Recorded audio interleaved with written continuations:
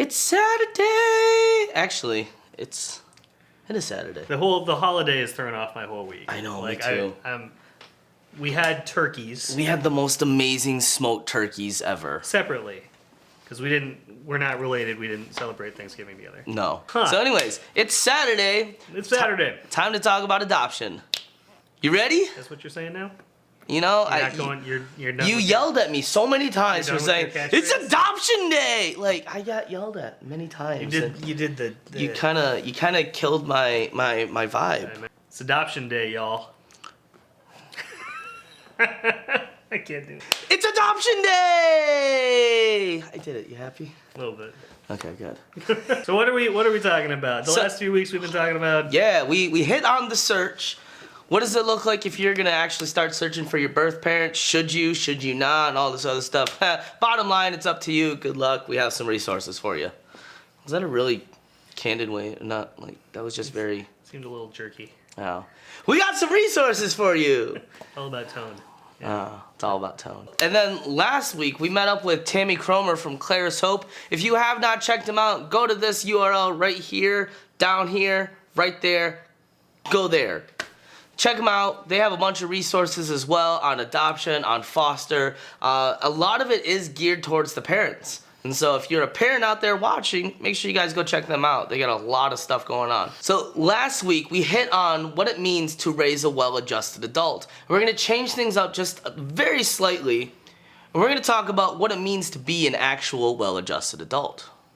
Do you feel like a well-adjusted adult? I do. Yeah. You know, Good. I do feel like a well-adjusted adult. Yeah. And it took me a long time to get there. Like, it took me a long time to get to that point. Yeah. Like, I knew I had adult decisions. You know, my wife and I got married when we were 21. So we were fairly young when we got married. And like, ever since that day, we bought a house. We did all these adult things. And I was like, yeah, I'm ready for it. And boy, was I not. At all. School doesn't teach you any of that stuff. Turns out, no. Yeah.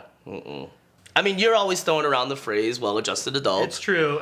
Maybe we'll pull it up later, but I actually have my mom's home study from when I was born and adopted that answers the question, what is a successful adoption to you? And her answer was a well-adjusted adult that can live independently. That's mostly been me almost since like 16 or 17. I've been kind of on my own and separated and doing things pretty early. And that kind of it fits into how a lot of adoptees function. Like we mature pretty fast because we have to. Yeah, and that seems to result in a couple of ways of living. Like some people get real clingy, some people completely separate. There's a lot of. It seems like there's a lot of universals. Tell me if you think this is right. There's a lot of universal experiences that adoptees have, but there's not a universal response. Yep. Like every Korean adoptee has had, for instance, some encounter with racism, for instance. Yay.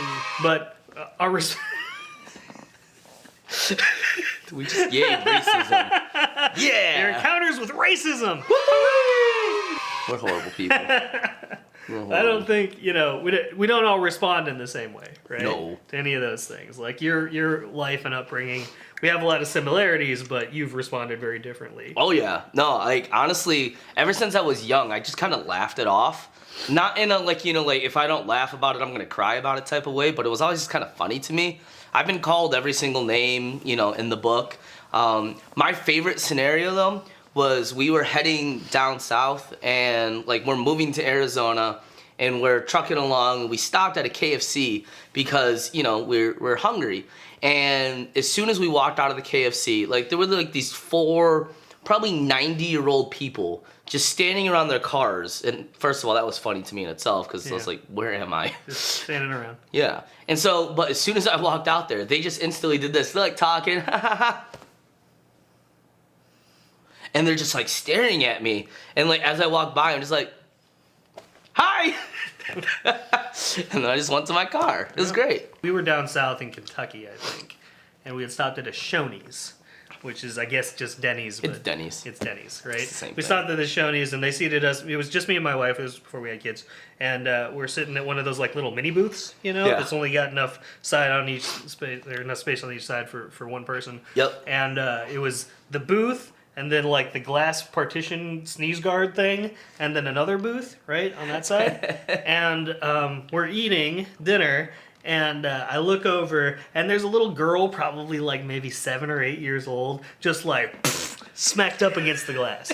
Like, face full on against, like, just staring at me. And I mean, clearly I'm probably the only Asian person that she's ever seen in her life. Yeah. And so I gave her a wink, right? Bing!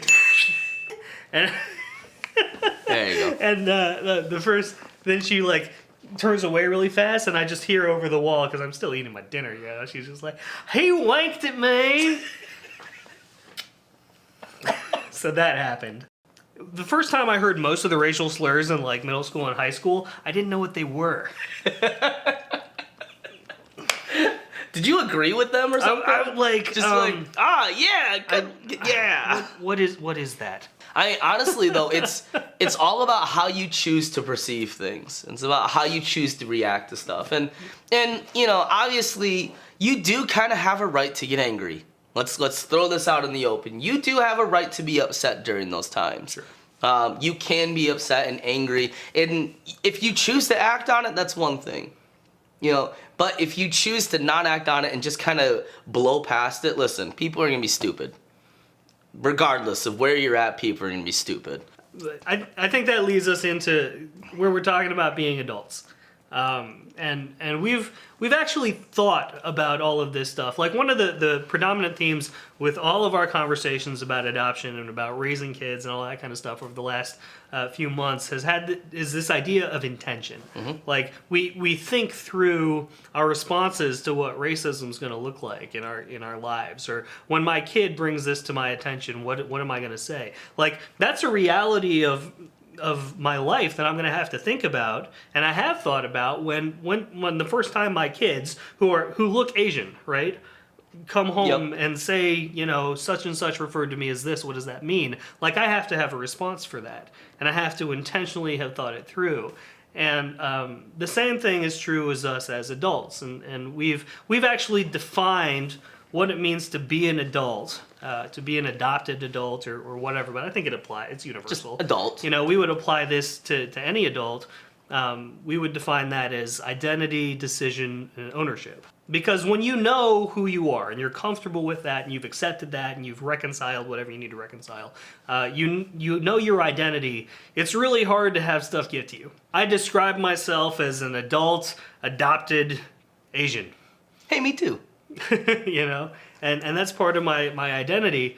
It's hard for somebody to you know, screw me up in that way, because I know who I am and I'm pretty happy with it. Like there's that too, right? Yeah, I like me. It would have been nice to have adopted adults in our lives as kids that we could at least look at and say, there's somebody that's been through at least similar to my situation, and they seem like they're happy. And they seem like they're doing okay. So that's really most of the reason that we're still making these. As always, we want to know your guys' thoughts on all of this. We want to know if you guys agree with us, if you disagree, what kind of stories that you've had to go through, what kind of things have you been called, and what were your reactions to it? Maybe not what have you been called, because that's going to get real sad for a lot of people. Bing. And with that, make sure you guys like, comment, subscribe below. Hey, tell us what your guys' thoughts are and what is it that you guys want us to talk about.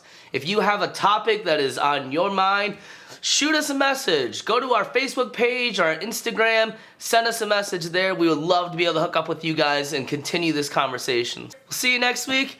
And as always, yes, we're adopted. You're making it weird. don't make it weird. Dave, oh, don't make it weird. Hey, get back here.